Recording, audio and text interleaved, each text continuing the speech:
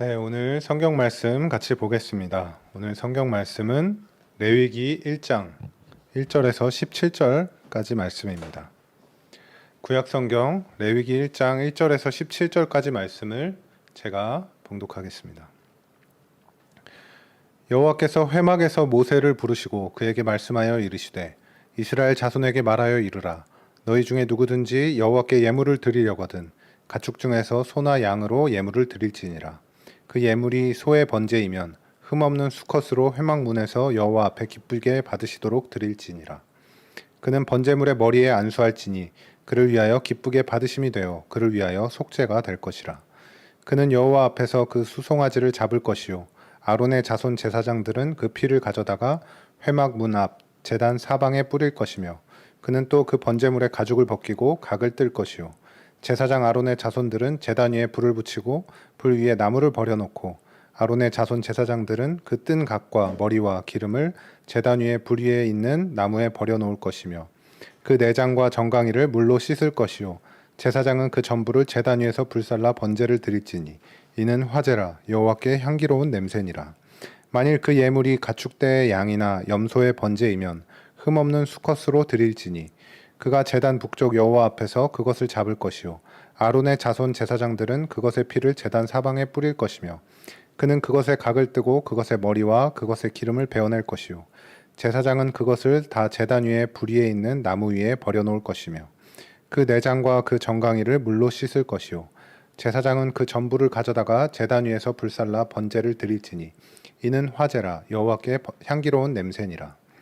만일 여호와께 드리는 예물이 새의 번제이면 산 비둘기나 집 비둘기 새끼로 예물을 드릴 것이요 제사장은 그것을 제단으로 가져다가 그것의 머리를 비틀어 끊고 제단 위에서 불사르고 피는 제단 곁에 흘릴 것이며 그것의 모이 주머니와 그 더러운 것은 제거하여 제단 동쪽 재 버리는 곳에 던지고 또 그 날개 자리에서 그 몸을 찢되 아주 찢지 말고 제사장이 그것을 제단 위에 불 위에 있는 나무 위에서 불살라 번제를 드릴지니 이는 화제라 여호와께 향기로운 냄새니라.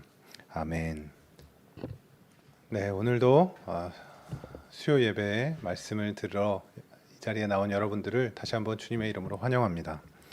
지난주에 우리는 출애굽기를 모두 마쳤습니다. 출애굽기를 마치고 오늘부터는 보신 바와 같이 레위기를 시작하게 되었습니다. 이 레위기에 대해서 이제 개론적인 좀 이야기를 하고 말씀을 오늘 본문을 살펴볼 텐데요. 우리는 이 레위기라는 이름만 들어도 설교를 듣는 우리 정신이 날개를 달고 저 멀리 어딘가로 날아가 버릴 것 같은 그런 생각이 듭니다. 그만큼 레위기는 우리가 말씀을 듣고 은혜를 받는 데 있어서 가장 어렵게 느껴지고 또 심지어 공포스럽기까지 한 그런 말씀 가운데 하나입니다. 아니 우리가 레위기 설교를 들어야 한단 말이냐 이런 어떤 공포감이 드는 것이 레위기입니다. 성경을 읽어보자고 결심을 하고 창세기부터 시작해도 꼭 걸리는 것이 이 레위기 부분이죠.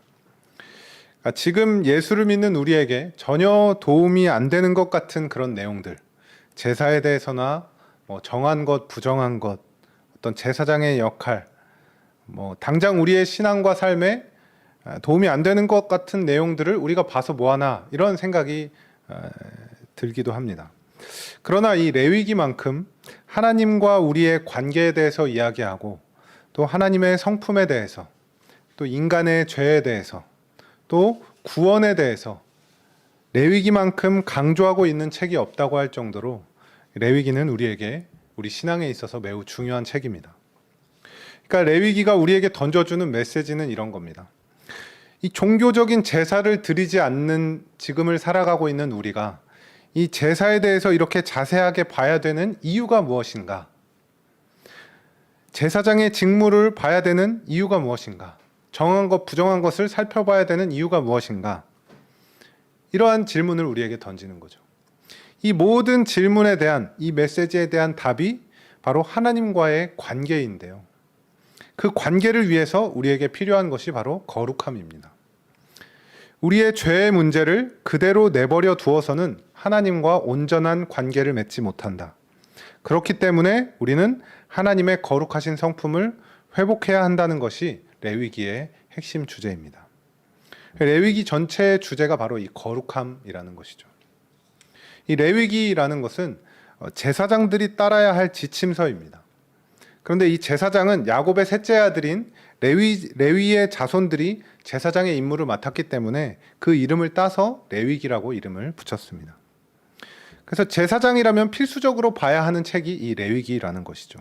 이것은 성경의 흐름상 아주 자연스럽게 연결되는 내용인데요.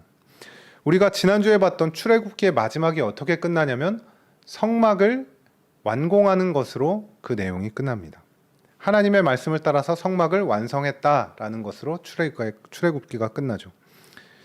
성막이 뭐 하는 곳이죠? 하나님께 제사를 드리는 곳입니다. 그래서 제사를 드리는 장소인 성막이 완성되었다는 출애굽기 마지막 내용의 그 다음에 하나님께 어떻게 제사를 드려야 하는지로 레위기가 시작하는 것은 아주 흐름상 자연스러운 모습인 것입니다. 그래서 제사장에게 필요한 책이 바로 이 레위기인데, 우리는 베드로전서 2장 9절에 나온 말씀처럼 택하신 족속이며 왕 같은 제사장이 바로 우리의 모습입니다. 우리의 정체성인 것이죠. 그런 우리가 왕 같은 제사장으로서 어떤 삶을 살아야 하는가, 그것이 로마서 12장 1절에 나오죠. 로마서 12장 1절에 나온 것처럼 우리의 몸을 하나님이 기뻐하시는 거룩한 산 제물로 드려야 하는 것입니다. 우리 몸을 하나님이 기뻐하시는 거룩한 산 제물로 드려야 한다. 그러니까 제가 방금 이야기한 두 구절, 베드로전서 2장 9절과 로마서 12장 1절에 공통적으로 나오는 단어가 뭐냐면 거룩함입니다. 거룩함. 우리는 제사장으로서 우리 몸을 산 제물로 드려야 하는 삶을 살아야 하는 자들로서 이 거룩함을 회복해야만 하는 것입니다. 그것이 우리가 레위기 말씀을 통해서 깨달아야 할 영적인 교훈입니다. 거룩함을 회복하기 위해서 우리는 어떻게 해야 하는가?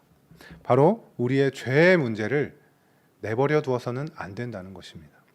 그 죄의 문제를 해결하기 위해, 거룩함을 위해 우리에게 지켜야 할 의식으로 구약시대에 하나님께서 마련해 주신 것이 바로 이 제사제도라는 것입니다. 이 제사제도를 통해서 기본적으로 인간의 죄의 문제를, 죄에 대한 책임의 문제를 해결하고 거룩함을 회복할 수 있게 되는 것이죠. 구약시대의 죄의 문제를, 죄에 대한 책임의 문제를 해결하는 것이 그런 방식이 제사제도였다면, 신약에 와서는 그 방식이 무엇으로 설명되는가 하면 바로 예수 그리스도의 십자가 죽음, 그 대속을 통해서 인간의 죄의 문제를 해결해 주심으로 죄인된 우리가 구원을 받는다라고 말씀하고 있습니다. 그래서 이 레위기에 나오는 제사제도는 예수 그리스도의 십자가 죽음에 대한 모형이라고 할 수 있습니다. 결국 우리가 제사제도를 통해서 바라보아야 할 것은 우리 죄를 대신하여 죽으신 예수 그리스도의 십자가 죽음, 우리를 향해 긍휼을 베푸시는 하나님의 구원의 그 은혜와 사랑, 그것을 바라보아야 하는 것입니다. 레위기에는 5가지의 제사가 나옵니다. 그 목적에 따라서 5가지가 나오는데, 번제, 소제, 화목제, 속죄제, 그리고 속건제, 이렇게 5가지가 레위기 1장부터 차례대로 순서대로 나옵니다. 그 중에 오늘 레위기 1장에서는 번제에 대해서 같이 살펴보려고 합니다. 번제의 이 영적인 의미에 대해서 살펴보면서 특별히 우리가 오늘날 드리는 예배에 대해서 함께 생각을 해보는 시간을 가지려고 합니다. 먼저 이 번제라는 용어를 보면 재밌는 이 언어의 세계가 있습니다. 번제가 한문으로 되어 있는데요. 태울 번자를 써서 번제, 태우는 제사다, 이렇게 한문으로 되어 있습니다. 근데 이게 영어로는 burn이라고 해서 burn, 이것이 태우다라는 뜻이죠. 그런 의미가 있어서 영어로는 burnt offering이라고 합니다. 그래서 이 burn이라는 비슷한 발음이 영어에도 있고 한자에도 있고 우리 한글에도 있습니다. 근데 또 재밌는 게 있는데 뭐냐면, 이 번제를 히브리어로는 뭐라고 하냐면 올라라고 합니다. 올라라는 히브리어를 썼습니다.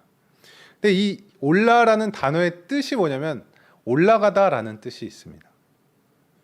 무엇이 올라갈까요? 번제를 드리면 무엇이 올라갈까요? 그것이 레위기 1장 9절에 나와 있는데요. 1장 9절 말씀 보면 이렇게 나오죠. 그 내장과 정강이를 물로 씻을 것이요 제사장은 그 전부를 제단 위에서 불살라 번제를 드릴지니 이는 화제라 여호와께 향기로운 냄새니라. 이는 화제라 여호와께 향기로운 냄새니라. 이 표현이 한 3번 정도 반복해서 오늘 말씀에 나옵니다. 그러니까 불로 동물을 태워서 제사를 드리는 것이 번제인데 그 동물을 태우는 냄새, 향기가 하나님께 올라갈 때 그 냄새가 하나님께 향기로운 냄새가 되어서 올라간다 이렇게 말하고 있습니다. 그러니까 번제가 히브리어로는 올라, 그 뜻은 올라가다. 재밌죠? 외우기가 쉽습니다. 근데 이 제사를 드리는 냄새, 동물을 태우는 냄새가 왜 하나님께 향기로운 냄새가 되는 것인가? 여러분 한번 생각해 본 적 있으십니까? 처음에 제가 이 표현을 처음 봤을 때 무슨 생각이 들었냐면 하나님도 참 취향이 독특하시다라고 생각을 했습니다. 무슨 동물 타는 냄새를 뭐 향기로운 냄새라고 하시나, 이런 걸 좋아하시나, 이런 생각이 들었습니다. 하나님이 동물을 태워서 드리는 그 제사의 냄새를 향기롭다고 한 것의 그 의미가 과연 무엇인가, 이것을 좀 생각을 해볼 필요가 있는데요. 그 의미가 무엇이냐면 죄인된 인간이 이 제사를 통해서 죄를 씻음받고 거룩함을 회복하며 하나님께 나아갈 수 있게 된 것을 하나님이 기뻐하신다라는 의미입니다. 그것이 여호와께 향기로운 냄새다라는 것의 의미입니다. 제사를 드린다는 것은 자신의 죄인됨을 인정하여 자신의 죄가 씻음받기를 원한다는 그런 고백입니다. 그리고 동시에 하나님과의 관계가 회복되기를 바라는 적극적인 신앙의 태도인 것입니다. 그렇게 하나님께 나아갈 때, 제사를 통해서 하나님께 나아갈 때 하나님이 그 마음을 기쁘게 받으시고 죄에 대해서 그것을 이렇게 씻어주신다는 그런 의미를 가지고 있습니다. 그러니까 여호와 하나님께 향기로운 냄새는 죄인이지만 하나님의 은혜와 긍휼을 바라며 적극적으로 하나님께 나아가는 자들을 향한 하나님의 기뻐하시는 그 마음을 보여주는 그런 표현이라고 할 수 있습니다. 이 번제를 언제 드리는가? 그것이 오늘 말씀에 레위기 1장 4절에 보면 나오는데요. 번제의 목적이 나옵니다. 번제의 중요한 목적이 바로 속죄의 목적이죠. 그는 번제물의 머리에 안수할지니 그를 위하여 기쁘게 받으심이 되어 그를 위하여 속죄가 될 것이라. 그리고 속죄가 아닐 때에는 하나님께 대한 헌신과 감사의 목적이 있는 것이 번제입니다. 그러니까 결국 크게 보면 이 제사를 통해서 죄를 범한 사람이 속죄함을 받는데 그것은 하나님과의 관계를 회복하게 되는 것이죠. 그리고 헌신과 감사의 목적일 때는 번제를 통해서 하나님과의 관계가 더욱 깊어지게 되는 것입니다. 그러니까 이 제사, 오늘날 우리식으로 하자면 하나님께 예배를 드리는 것은 그만큼 하나님과의 관계성이 중요하다는 것을 보여주는 것입니다. 근데 제가 방금 읽었던 이 레위기 1장 4절에 방금 중요한 표현이 이렇게 지나갔는데요. 이 제물을 바치는 것이 어떻게 인간의 죄를 속죄할 수 있는가? 그것이 1장 4절에 나와 있습니다. 4절 앞부분에 나오는데요. 이렇게 나오죠. 그는 번제물의 머리에 안수할지니, 이렇게 나옵니다. 죄의 문제를 해결하기 위해서 제물을 바치러 나온 자가 그 번제물의 머리에 손을 얹어야만 합니다. 이 행위를 통해서 안수를 받은 이 바쳐진 제물에게 안수를 하는 죄인의 죄가 넘겨지게 되는 것입니다. 이것을 죄의 전가라고 합니다. 이 죄의 전가를 통해서 번제물이 대신 죄의 대가를 치름으로써 죄에 대한 결과로부터 이 죄인이 해방되는 것입니다. 그래서 우리가 이 제물을 이야기할 때, 제사를 이야기할 때 우리는 희생 제물이다, 이렇게 희생 제사다 이렇게 이야기를 하는데요. 이 희생 제물에게 죄를 전가하여 제사를 드림으로 죄에 대한 책임으로부터 자유하게 되고 그 죄인이 거룩함을 회복하는 그런 과정을 우리가 보게 되면 우리는 그리스도의 은혜를 경험한 자로서 자연스럽게 예수 그리스도의 우리의 죄를 위한 십자가 대속의 죽음을 떠올리게 됩니다. 이 예수 그리스도의 십자가 대속의 죽음에 대해서 히브리서에서는 이렇게 이야기를 하는데요. 히브리서 10장 1절에서 4절 말씀을 제가 읽어보겠습니다. 율법은 장차 올 좋은 일의 그림자일 뿐이요 참 형상이 아니므로 해마다 늘 드리는 같은 제사로는 나아오는 자들을 언제나 온전하게 할 수 없느니라. 그렇지 아니하면 섬기는 자들이 단번에 정결하게 되어 다시 죄를 깨닫는 일이 없으리니 어찌 제사 드리는 일을 그치지 아니하였으리요. 그러나 이 제사들에는 해마다 죄를 기억하게 하는 것이 있나니 이는 황소와 염소의 피가 능히 죄를 없이 하지 못함이라. 여기 보면 1절에 이렇게 나오죠.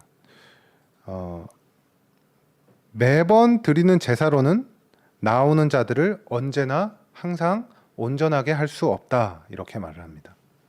그러면서 4절에 황소와 염소의 피가 능히 죄를 없이 하지 못한다 이렇게 말하고 있는데, 이렇게 이야기하면 우리는 이런 의문이 듭니다.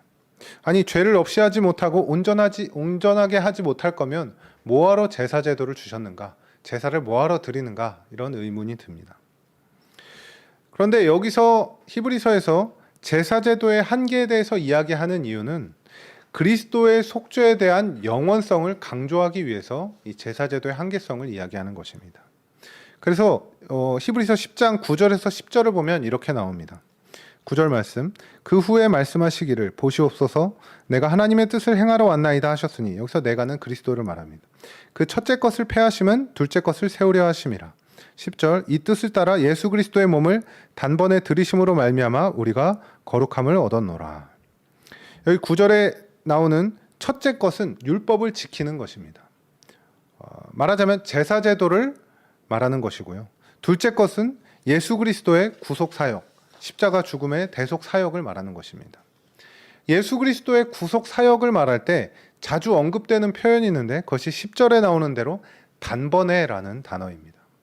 이 단번에라는 단어가 신약에서 그리스도의 구속 사역을 말할 때 자주 등장합니다. 단번에 들이심으로 우리가 거룩함을 입었다.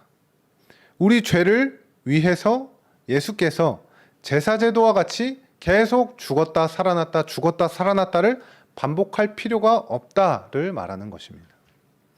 그에 비해서 제사제도는 제사를 한 번 드려서 그 사람이 완전히 죄가 없어지지 않는다를 말하는 것이죠. 그 제사제도의 한계를 말하고 있는 것입니다. 여기 제사제도와 예수 그리스도의 구속사역에는 공통점이 있습니다. 바로 하나님과 그의 백성들과의 그 언약관계를 회복하고 유지하고 더욱 깊게 해준다는 것입니다. 하나님과 그의 백성과의 관계가 회복되고 유지되려면 반드시 갖고 있어야 하는 것이 바로 거룩함입니다. 거룩함. 반드시 해결해야 하는 것이 이 죄에 대한 문제인 것이죠. 이 죄의 문제를 어떻게 해결하여 거룩함을 가질 것인가? 구약 시대에는 제사 제도를 통해서, 신약 시대에는 예수 그리스도를 통해서 죄의 결과, 이 책임의 문제가 해결되고 거룩함을 갖게 된다는 것입니다. 여기서 우리는 한 가지 생각해 볼 것이 있습니다. 구약과 신약에서 거룩함을 위한 그 방식이 달랐는데요. 그 방식이 주는 효과를 한번 생각해 볼 필요가 있습니다. 구약의 제사제도가 주는 효과, 그 유익이 무엇일까요? 제가 전에도 설교 때 한번 여러 번 이야기한 적이 있는데, 여러분, 우리가 구약 시대처럼 지금도 우리가 제사를 드린다고 한번 생각을 해봅시다. 지금도 우리가 예배 대신 제사를 드려야 된다, 이렇게 생각을 해봅시다. 여러분, 어떨까요? 제사 의식을 치를 때 어떨 것 같습니까? 우리의 오감으로 그 제사를 느낄 수밖에 없습니다. 체감할 수밖에 없습니다. 동물을 잡고 또 그 동물의 안수를 하면서 손으로 접촉을 하죠. 그리고 피를 뿌리면 그 피 냄새가 코를 통해서 들어오겠죠. 진동을 하겠죠. 피 냄새가. 동물을 잡을 때 동물이 조용히 아무 소리 없이 잡히겠습니까? 비명을 지르고 잡는 소리가 귀에 다 들릴 것입니다. 동물을 잡아서 재물 위에 올리고 재물이 타는 장면을 우리가 다 눈으로 지켜볼 것입니다. 그 모든 것들을 오감으로 체험할 때, 그 모든 것들을 우리가 겪을 때 어떨까요? 이거는 정말 실제입니다. 실제. 제사를 드린다는 것은 실제적인 것이죠. 어떤 생명체가 죽는 것을 눈으로 직접 보고 오감으로 다 경험하면서 실제적인 체험을 통해서 나의 죄에 대한 심각성을 더 실감나게 느낄 것입니다. 물론 그렇게 제사를 드려도 여러 번 드리다 보면 형식적으로 그렇게 무뎌질 수도 있지만 어떤 실감나는, 말하자면 하나의 어떤 퍼포먼스, 의식을 치르는 것이기 때문에 확실히 체감하는 정도가 다를 것이라고 생각합니다. 그에 비해서 신약 시대에 예수 그리스도의 구속의 은혜를 입은 우리의 신앙의 형태, 어떤 경건 생활의 형태를 한번 생각해 봅시다. 우리는 이제 더 이상 제사를 드리지 않아도 됩니다. 단번에 예수 그리스도께서 거룩함을 이루셨기 때문에 예수께서 자신의 몸을 단번에 드리심으로 영원한 죄사함의 은혜를 우리가 입게 되었습니다. 그러면 우리가 실제적으로 그 은혜를 누리기 위한, 거룩함을 위한 우리의 방식이 무엇인가? 하나님이 우리에게 주신 방식이 무엇인가? 그것이 바로 예배입니다.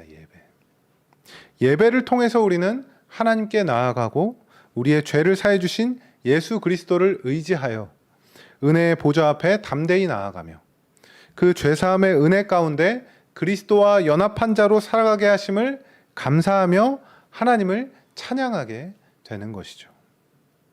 그런데 우리 오늘날에 지금 우리가 드려지는 예배 형태를 보면 구약의 제사제도에 비해서 다소 수동적인 형태를 띠고 있다는 것을 우리가 느낄 수가 있습니다. 오감으로 체험한다기보다는 조금은 수동적인, 조금은 제약된 그런 느낌이 있습니다. 이것에 대해서 예전에 어떤 용어에 대한 수정을 하려는 그런 움직임들이 있었는데요. 예배를 본다라는 그런 표현에 대해서 그것을 개선하려는 그런 노력들이 있었습니다. 예배를 본다라는 것은 어떤 수동적인, 예배에 대해서 수동적인 자세를 표현하는 것이기 때문에 예배는 본다라고 하지 않고 드려야 된다, 이렇게 표현해야 된다라는 어떤 일종의 무브먼트 같은 움직임들이 있었습니다. 근데 이것도 예배를 본다는 것을 꼭 수동적으로 관람한다는 의미라고만 볼 필요는 없다라는 글을 제가 언제 한번 읽은 적이 있습니다. 마치 우리가 장을 본다라고 할 때 시장을 구경하고 관람한다라고 생각하지 않고 물건을 사는 그런 행위 자체를 장을 본다라고 하는 것처럼 예배를 본다는 것도 꼭 어떤 수동적인 자세를 의미하는 것만은 아니다, 이렇게 생각해서 거기에 꼭 매달릴 필요는 없다라는 것이죠. 아무튼 이 예배의 전체적인 분위기가 예배드리는 자들이 적극적으로 뭔가를 하기보다는 다소 수동적으로 임하는 순서들이 많이 있습니다. 저는 어떤 면에서는 그런 부분이 조금 아쉽기도 합니다. 뭔가 적극적으로 참여할 수 있는 것들을, 예배 가운데 예배자들이 참여할 수 있는 것들을 조금은 개발할 필요가 있다라는 생각이 들기도 합니다. 그래서 사실은 이 예배에 있어서 순서마다 사실은 다 의미가 있습니다. 이것을 영어로는 리터지라고 하는데 예전이라고도 하고 예배 의식이라고도 합니다. 예전 의식. 그러니까 공예배 때 어떤 설교 본문을 읽는 것, 그것 외에 예전에는 성경 봉독을 하는 시간이 따로 있었습니다. 그리고 어느 때에는, 우리도 지금 그렇지만 어느 때에는 일어서고 어느 때에는 앉아있고 하는 것들이 사실은 다 의미가 있는 것이죠. 그리고 전통적인 교회에서는 우리도 예전엔 그랬지만 교동문이라는 것을 읽어서 사회자가 읽고 회중들이 이렇게 또 답을 하고, 그런 어떤 예배에 적극적으로 참여하는 순서들이 많이 있었습니다. 근데 이 개신교의 예배에 비해서 천주교의 미사를 보면 회중이 적극적으로 참여하는 것들이 천주교의 미사가 훨씬 많습니다. 제가 한번 천주교의 미사를 드려본 적이 있는데요. 성찬을 매주 합니다. 성찬을 매주 하고, 또 저는 이제 처음 해봤기 때문에 전혀 그걸 따라 하지 못했는데 사회자가 뭐라고 하면 또 회중들이 화답을 합니다. 그런 것들이 오며 가며 하는 것들이 굉장히 많이 있었습니다. 그래서 저는 이제 가만히 침묵하면서 있었는데 왔다 갔다 많이 하더라고요. 저는 아무것도 모르니까 구경만 했지만 이제 평생 교회에서 예배만 드리다가 미사를 한번 드려보니까 이렇게 신기한 이렇게 순서들이 많이 있었습니다. 대신에 설교는 상대적으로 좀 많이 짧았습니다. 설교를 잘 듣고 싶었는데 설교는 되게 형식적으로 지나가는, 큰 비중을 두지 않고 형식적으로 지나가는 그런 느낌들이 있었습니다. 근데 이제 요즘의 교회 예배들을 살펴보면 예배 순서들도 어떤 현대 사회의 흐름을 따라서 전체 예배 시간이 예전에 비해서 이렇게 많이 줄어들었죠. 그러다 보니까 예배 순서들이 간소화되는 경우들도 많이 있고, 또 우리가 지금 여러분이 드리는 것처럼 온라인으로 예배를 드리다 보니까 제가 몇몇 성도분들께 여쭤봤습니다. 예배 드릴 때 어떻게 드리십니까? 이렇게 다 같이 처음에 묵도하실 때 다 같이 예배 시작할 때 일어나잖아요. 그때 어떻게 하십니까? 근데 제가 물어본 분들은 다 아무도 집에서 일어나는 분들이 없었습니다. 그러니까 집에서 예배 드리면서 뭐 가족끼리 일어났다 앉았다 하는 것이 뭐 좀 뻘쭘해서 그랬는지 그런 게 아닐까 싶은데, 아무튼 자체적으로 이렇게 생략하는 것들이 많이 있었습니다. 그러니까 그런 것들이 다 의미가 있지만 그런 것들을 이제 생략하는 거죠. 그러니까 사실 개신교의 예배에서도 적극적으로 참여하고 그 죄사함의 은혜를 실제적으로 느끼는 의식이 있습니다. 적극적으로 예배에 참여하는 의식이 있습니다. 그게 바로 뭐냐면 성례인데요. 성례. 이 성례는 세례와 성찬을 의미하는데, 이 성찬이 그런 의식적인 순서 가운데 하나입니다. 이 성찬은 기독교에서 말하는 은혜의 방편 가운데 하나인데요. 은혜의 방편이 무엇이냐? 은혜의 방편은 하나님께서 우리에게 은혜를 베푸시는 수단을 말합니다. 그 은혜의 방편이 크게 우리는 세 가지를 말하는데요. 첫 번째는 말씀, 두 번째는 기도, 그리고 세 번째는 바로 이 성례입니다. 성례, 세례와 성찬을 말합니다. 우리는 사실 이 성찬을 통해서 그리스도의 대속의 죽으심을 기억함과 동시에 그리스도께서 영적으로 우리 가운데 임재하시고 우리가 그리스도와 연합하여서 하나님의 자녀가 된 것을 감사하며 찬송하는 그런 순서입니다. 그런 시간입니다. 근데 이것도 사실 많이 하지 않습니다. 많이 하지 않는다는 게 어떻게 보면 문제죠. 성찬을 준비하는 것이 실제적으로 번거롭기도 하고, 또 굳이 안 한다고 해서 교회가 크게 뭔가 문제가 생기거나 그러지는 않는 것처럼 보입니다. 그래서 어떤 연중 행사 정도로 1년에 한두 번 하면 많이 하는 정도로 그렇게 넘어가게 됩니다. 근데 이것도 코로나 때문에 그것도 안 하고 못 하고 넘어가는 것이 지금의 현실입니다. 몇몇 교회들은 온라인 성찬이라고 해서 성찬할 수 있는 그 이렇게 음식과 도구들을 각 집으로 다 배달해 줍니다. 그래서 각자 집에서 화면 보면서 성찬을 하는 경우도 있는데, 이것도 사실 완전한 성찬이라고 볼 수는 없습니다. 성찬은 교회가 함께 모여서 성찬함으로 연합하는 것인데요. 그리스도와 개인의 연합도 있지만 성도 간의 연합, 성도의 교제의 의미, 코이노니아의 의미가 있는 것이 바로 이 성찬입니다. 그런 것을 집에서 각자 하면 그런 걸 전혀 느낄 수가 없는 거죠. 그러니까 우리가 지금 드리고 있는 이 예배, 수요 예배 형식도 보면 크게 4개 정도로 나눌 수 있죠. 찬양, 앞에 찬양을 하죠. 그리고 말씀을 듣고 그다음에 기도를 하고 그다음에 마지막에 주기도문을 하고 마칩니다. 저나 여러분이나 이런 예배 형식이 굉장히 익숙한 편입니다. 왜냐하면 이런 형식을 컨템퍼러리 월십이라고 해서 현대적인 예배 형태를 가진다고 부르는데요. 이런 형식에 우리가 익숙해 있기 때문입니다. 예배 형식이나 순서는 교회마다 다양하게 나타날 수 있지만 중요한 것은 이 예배라는 것이 우리의 거룩함을 위해서 하나님과의 언약 관계를 회복하고 유지하며 그 관계를 더욱 깊어지게 하기 위해서 반드시 필요하다는 것입니다. 이 예배를 통해서 우리는 하나님과의 관계가 더욱 가까워져야 되는 것입니다.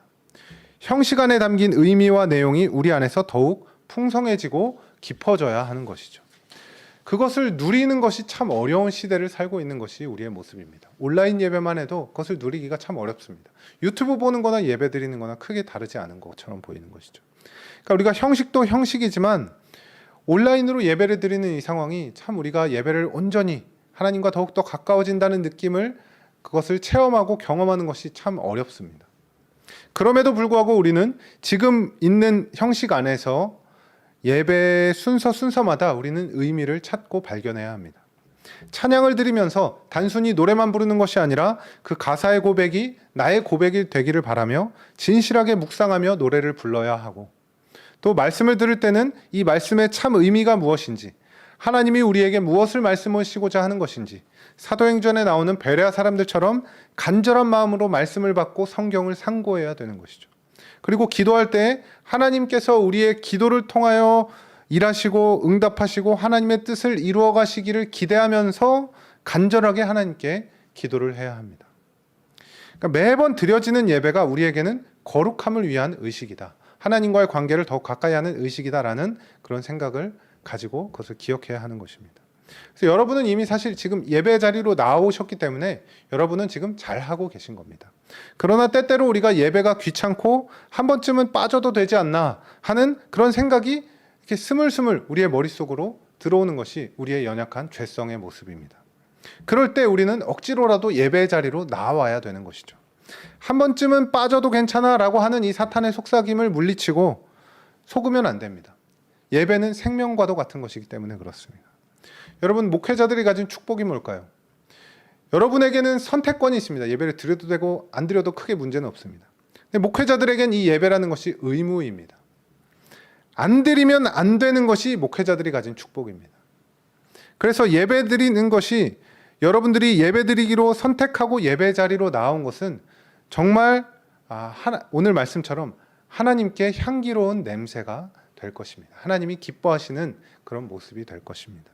하나님의 언약 백성으로서 하나님과의 관계를 회복시키고 더욱 깊어지는 그런 우리의 예배가 되길 바라고, 또 예배를 통해서 우리가 더욱 하나님과 가까워지고 하나님의 자녀다운 거룩한 삶을 살게 되기를 주님의 이름으로 축원합니다. 함께 기도하겠습니다.